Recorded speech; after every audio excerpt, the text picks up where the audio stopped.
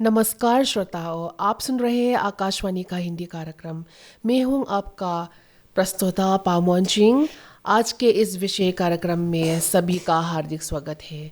भारत में प्रतिवर्ष जुलाई के प्रथम सप्ताह में वन महोत्सव मनाया जाता है। इसका उद्देश्य अधिक से अधिक वृक्षारोपण करना, पर्यावरण संरक्षण के प्रति जन जागृति बढ़ाना तथा आने वाली पीढ़ियों के लिए हरित और सुरक्षित भविष्य का निर्माण करना है। इन्हीं महत्वपूर्ण पहलुओं पर चर्चा करने के लिए आज हमारे साथ उपस्थित है श्रीमती सलोमी जी।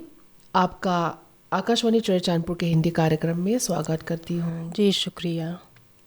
सबसे पहले मैं आपसे सवाल पूछना चाहूँगी, वन महोत्सव क्या होता है और इसकी शुरुआत कब हुई है? जी बिल्कुल। वन महोत्सव होता है पेड़ों का त्योहार, और वन यानी कि जंगल, और महोत्सव यानी कि महान उत्सव जो हम कहेंगे फेस्टिवल। और इसकी शुरुआत वर्ष 1950 में डॉक्टर के.एम. मुंशी ने की थी। और एक बात और ये है कि ये जो वन महोत्सव है हर साल जुलाई पहला सप्ताह यानी कि 1 से लेकर 7 तक 7 के अंदर या उसके बाद मनाया जाता है, क्योंकि इस समय मानसून यानी कि बरसात की शुरुआत का प्रतीक होता है। और ये जो एक नया पौधों और बीजों का फूलना, फलना, अच्छे से उगना, इन सब के लिए सबसे अनुकूल मौसम माना जाता है। बिल्कुल सही कहा। वन महोत्सव मनाने के मुख्य उद्देश्य क्या है भारत में, या क्या भारत और कई देशों में भी मनाया जाता है क्या वन महोत्सव? और अगर मनाया भी जाता है तो इसका उद्देश्य क्या है इसको मनाने का? जी बिल्कुल, हर जगह मनाया जाता है।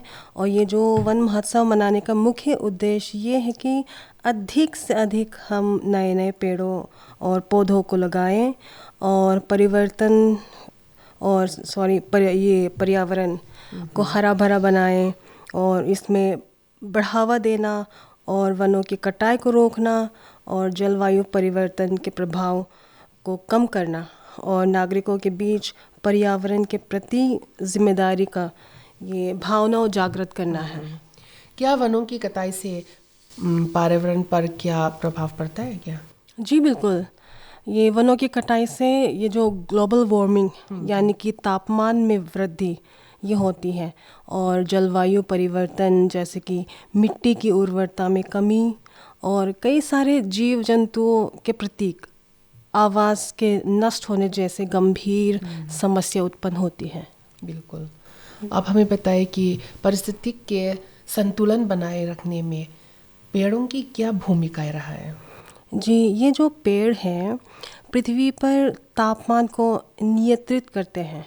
ये जो ये इकोलॉजिकल बैलेंस और जल चक्र, जैसे हम कहते हैं कि वाटर साइकिल, उसको नए बनाए रखते हैं, और विभिन्न प्रजातियों को संतुलित यानी कि बैलेंस रखते हैं। और मैं ये भी कहना चाहूँगी कि वनों बिना हमारे मानव जीवन और पृथ्वी का अस्तित्व खतरे में पड़ सकता है। बिल्कुल सही कहा आपने, यानी हमें पेड़ों को बचाए रखना चाहिए। अगले सवाल में पूछना चाहूँगी कि वृक्ष हमारे जीवन के लिए क्यों महत्व है? जी, ये पेड़ और वृक्ष हमारे जीवन में एक बहुत ही महत्वपूर्ण चीज़ है, क्योंकि इसके बिना हम मानव सांस ही नहीं ले पाएंगे, है ना। क्योंकि पेड़ हमें जीवित रखने के लिए हमारे आवश्यक ये ऑक्सीजन देते हैं, और कार्बन डाइऑक्साइड को सोख कर हवा को शुद्ध करता है, और मिट्टी के कटाव को रोकता है, और वन्य जीवन को आश्रय देते हैं, और हमें फलें या लकड़ी जैसे प्रदान करते हैं। क्या वन महोत्सव केवल एक पेड़ को लगाने तक ही सीमित है क्या? नहीं, बिल्कुल नहीं, क्योंकि ये केवल सिर्फ एक पेड़ ही लगाने तक सीमित नहीं है। क्योंकि इस बात पर भी ये जोर देता है कि जो पौधे लगाएं उनकी नियमित रूप से भी ये देखभाल करें, और ताकि वे एक दिन बड़े पेड़ में विकसित हो सकें। अब हमें बताइए कि आम जनता या छात्र वन महोत्सव में कैसे योगदान दे सकते हैं? जी बिल्कुल। ये छात्र और नागरिक हम सब अपने अपने घरों में और स्कूलों में या तो अपने आसपास के खाली स्थानों पर पौधा लगाकर और उनके देखभाल करके हम अपने योगदान भी दे सकते हैं। और वह ये पर्यावरण संरक्षण भी, जैसे कि स्लोगन और पोस्टर ये प्रतियोगिता में भी भाग ले सकते हैं। वन महोत्सव पर्यावरण को कैसे लाभ पहुंचा सकता है?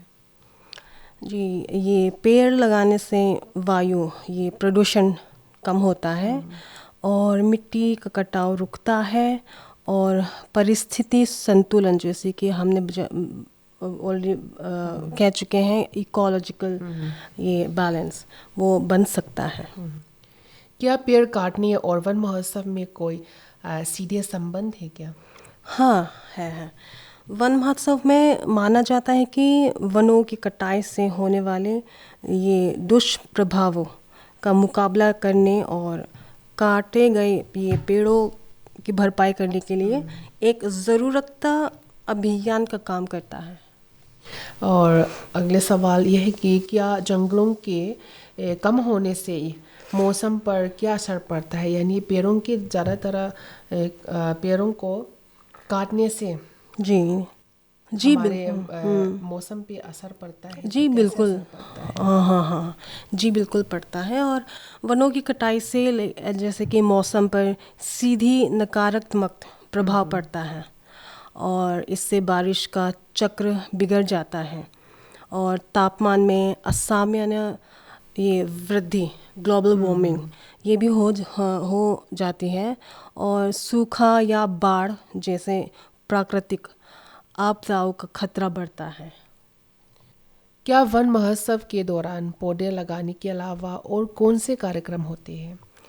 जी, ये वन महोत्सव के अलावा हम इस सप्ताह के दौरान जैसे कि स्कूलों में बच्चों के लिए निबंध लेखन होती है और पेंटिंग जैसे प्रतियोगिताएं होती है और पर्यावरण संरक्षण से जुड़ी ये जागरूकता रैली निकाली जाती है।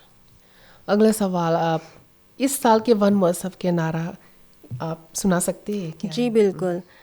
ये हमारा नारा है, वृक्षारोपण केवल एक कार्य नहीं बल्कि एक राष्ट्रीय कर्तव्य है। बिल्कुल सही कहा आपने, वृक्षारोपण केवल एक कार्य नहीं बल्कि एक राष्ट्रीय कर्तव्य है। बिल्कुल सही कहा। आखिरी सवाल पूछना चाहूँगी कि हम वनों की रक्षा और संवर्धन कैसे कर सकते हैं? और अंत में मैं आपसे विनती करती हूँ कि हमारे श्रोताओं के लिए आपका वन महोत्सव को लेकर क्या संदेश है? हाँ, हम वनों की रक्षा, जैसे कि हम खाली जगहों और अपने आसपास अधिक से अधिक पेड़ लगाएं और कागज़ का कम उपयोग करें और रिसाइकलिंग को अपना सकते हैं और पेड़ों की अंधाधुंध कटाई ना करें, उसे रोकें। और लोग यानी कि विशेष रूप से युवाओं का पर्यावरण संरक्षण के प्रति जागरूक कर सकते हैं। बिल्कुल जी। आपने वन महोत्सव के महत्वपूर्ण पर्यावरण संरक्षण तथा वृक्षारोपण की आवश्यकता के बारे में अत्यंत उपयोगी जानकारी दी। इसके लिए आकाशवाणी चरचानपुर की तरफ से आपका बहुत बहुत धन्यवाद देती हूँ। जी, बहुत बहुत धन्यवाद। प्रिय श्रोताओं, आइए हम सभी संकल्प लें कि केवल एक पौधा लगाकर ही नहीं बल्कि उनकी नियमित देखभाल करके उसे एक वृक्ष बनाइए। यही प्रकृति के प्रति हमारी सच्ची जिम्मेदारी है। इसी संदेश के साथ आज का ये विशेष कार्यक्रम यही समाप्त करती हूँ। कार्यक्रम सुनने के लिए आप सभी का धन्यवाद।